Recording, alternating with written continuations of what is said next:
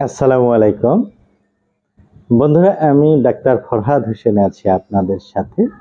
এই মুহূর্তে যেখান থেকে আমার এই ভিডিওটি দেখতেছেন আপনাদের প্রত্যেককে জানাই আন্তরিক ধন্যবাদ। যেখানে আছেন আশা করি ভালো আছেন। আজকের এই ভিডিওর মাধ্যমে ঘরোয়া একটি রেমেডি ব্রোমিয়াম সম্পর্কে কিছু ইনফরমেশন দেওয়ার চেষ্টা করব। প্রথমে আমরা ব্রোমিয়াম কোন কোন রোগে ব্যবহার করা হয় সেগুলো জেনে নিই।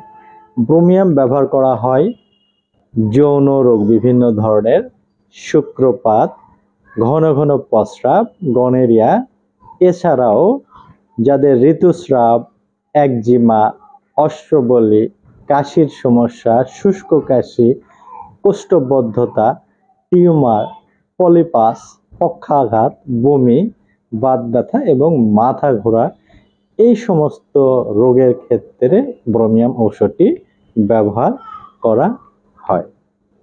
আমরা প্রথমে যে বিষয়টি ফোকাস করেছিলাম মেল হেলথ রিলেটেড, সেগুলো সম্পর্কে কিছু ধারণা নিব। সেই রিলেটেড কিছু সমস্যা নিয়েও আলোচনা করব। প্রথমে আমরা সামগ্রিকভাবে ব্রোমিয়ামের কিছু লক্ষণ দেখে নিই। কোন রোগীদের ক্ষেত্রে ব্রোমিয়াম ব্যবহার করা যায়, তাদের সিমটম কি? অ্যান্টিটিউবারকুলার, 1 নম্বর অ্যান্টিটিউবারকুলার গ্ল্যান্ডের বিবৃতি, বিশেষত নিম্ন চোয়ালের নিচের গ্ল্যান্ডগুলো ফুলে শক্ত হয়ে ওঠে।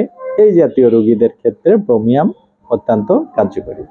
নাম্বার 2, শরীরের বাম দিকের অন্ডকোষ এবং ডান দিকের ডিম্বকোষের বৃদ্ধি এবং প্রদাহ হইতে পারে।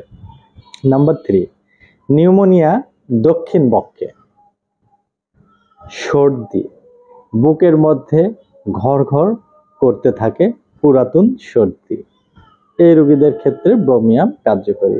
নাকের পাতা নড়তে থাকে, বাম পাশে শয়ন করলে তারা এটি সহজে করতে পারে না।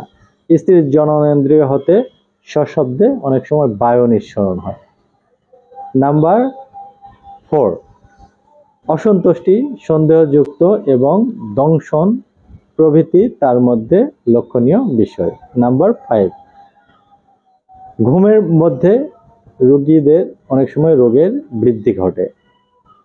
এই রোগীদের আরেকটি সিমটম হচ্ছে ভুলে যাওয়া, যেন তার পিছনে কেউ আছে এরকম অনুভূতি মানসিক লক্ষণের সাথে মিশে যায়। এই রোগীদের অন্ধকার ভীতি এবং ভূত প্রেত এগুলাতে তাদের ভয় থাকে। এগুলো হচ্ছে রোগীর সামগ্রিক লক্ষণ। এখন আসি মেল হেলথ রিলেটেড কিছু লক্ষণ।